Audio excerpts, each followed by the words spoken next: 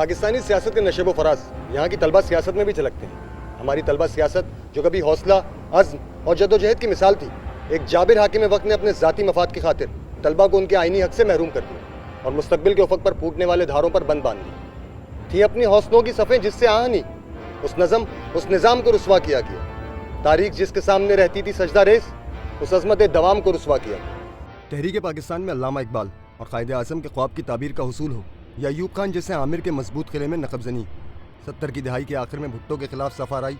ضیاء الحق کے اقتدار پر شب خون مارنے پر احتجاج ہو، یا بحالی جمہوریت کے لیے چلنے والی تحریکیں، ہمارے طلبہ کی تاریخ سنہرے حروف سے لکھی جانے کے قابل ہے. ضیاء الحق پاکستان کی اسٹیبلشمنٹ کے وہ نمائندے تھے جنہوں نے ظلم کے اس نظام کو جاری رکھنے کے لیے بہت سارے اقدامات کیے. پاکستان کے اندر مزدور یونینوں پر بھی پابندی لگائی، پاکستان کے اندر طلبہ یونینوں پر بھی پابندی لگائی. طلبہ یونینوں پر پابندی نے پاکستان کی تاریخ پر بڑے گہرے اثرات مرتب کیے، اور ہم یہ دیکھتے ہیں کہ وہ طلبہ جو ایک اجتماعی سوچ رکھتے تھے، اجتماعی فکر رکھتے تھے، اس ملک کے معاملات کے اندر دلچسپی لیتے تھے، اور جن کی قیادت بالآخر جا کر ملکی معاملات میں دخیل ہوتی تھی، ان کو اس عمل سے محروم کر دیا گیا، ان کی رائے کو آگے آنے سے روک دیا گیا. ضیاء الحق جو تھا وہ ایک ڈکٹیٹر تھا.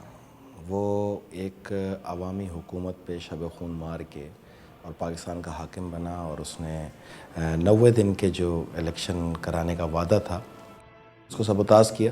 اور اس کی گرپ کرنا چاہتا تھا. پاکستان کے پیچھے مقتدرہ قوتیں ایسی ہیں جو یہ چاہتی ہیں کہ عوام بیدار نہ ہو سکیں، عوام اجتماعی فیصلوں کے اندر اپنا کردار نہ ادا کر سکیں. یہ پڑھی لکھی مڈل کلاس قیادت جو پاکستان کے اندر آگے آ رہی تھی، یہ ان مقتدرہ قوتوں کے لیے ایک خطرہ تھا کہ ظلم کا وہ نظام جو آج تک اس ملک میں جاری ہے. اس ملت کو جہاں اس کے بدخواہوں نے کئی زخم دیے، انہی میں سے ایک زخم اسے انجمن سازی کے حق سے محروم کرنے کا ہے. 1984 میں اقتدار پر قابض ضیاء الحق نے جہاں جمہور کو کئی حقوق سے محروم کیا، وہیں ماشاء اللہ آرڈیننس کے کالے قانون کے تحت طلبہ کو بھی یونین سازی سے محروم کر دیا ہے. ضیاء الحق کو پورا احساس تھا کہ طلبہ تحریکیں کس قدر مؤثر ہیں.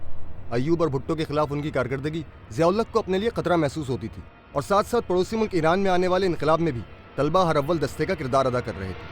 یہ وہ عناصر تھے کہ جنہوں نے حاکم وقت کو مجبور کیا کہ وہ اپنے خلاف اٹھنے والی ہر آواز کا گلا دبا دے. ریسنٹلی جب وہ آیا تو اس وقت انقلاب ایران جو تھا وہ برپا ہو رہا تھا، اور انقلاب ایران کے اندر جو سب سے بڑی موومنٹ تھی وہ تہران یونیورسٹی کے طلباء کی تھی. تو اس کو مد نظر رکھتے ہوئے اس کو یہ خوف تھا کہ پاکستان کے اندر ایک جمہوری اقدار کو اگر فروغ آیا تو وہ تعلیمی اداروں سے آئے گا، اور اسٹوڈنٹ جو ہیں وہ باہر آئیں گے، اور اسٹوڈنٹ جو ہے وہ اس کے اندر ہر اول دستے کا کردار ادا کریں گے، جو کہ ثابت بھی ہوتا رہا ہے سابقہ ادوار میں. تو اس نے صرف اپنی بادشاہت کو فروغ دینے کے لیے اور لمبا عرصہ گزارنے کے لیے سب سے پہلا جو وار کیا وہ اسٹوڈنٹ ونگز کے اوپر کیا، اور ان کو بین کیا، اور ان کو تعلیمی اداروں میں صرف اس لیے بین کیا کہ کہیں یہاں تعلیمی اداروں سے کوئی موومنٹ ایسی نہ اٹھے جو اس کے اقتدار کے لیے خطرے کا باعث بنے. جبری قانون کے تحت حاکم وقت نے اپنے لیے آسانی تو پیدا کی، لیکن اس کے نتیجے میں تعلیمی اداروں کو بھیانک اندھیرے میں دھکیل دی، جس کے بعد طلبہ تنظیموں میں ہم آہنگی اور ایک دوسرے کو برداشت کرنے کا مادہ ختم ہوتا چلا ہے، اور طلبہ یونین کی جگہ گروہی، مذہبی، لسانی اور فرقہ وارانہ تنظیموں نے لے لی، اور مذہبی اور لسانی سیاسی جماعتیں ان کی سرپرستی کرتی رہیں. بالآخر عدم برداشت کا یہ سلسلہ جانی نقصان کی صورت میں سامنے آنے لگا.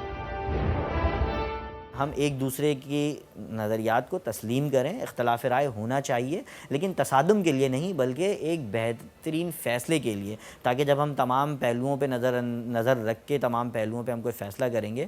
تو پھر ہمارے سامنے ایک بہترین نتیجہ آئے گا. 80 کی دہائی میں ہی افغان جہاد کی آڑ میں پاکستان میں اسلحہ کلچر عام ہوا، اور یہ اسلحہ تعلیمی اداروں میں ان تنظیموں تک بھی پہنچا جس سے تعلیمی ماحول طاقت کے سانچے میں ڈھل گیا، اور عام طلبہ خوف کے سائے میں چلے گئے.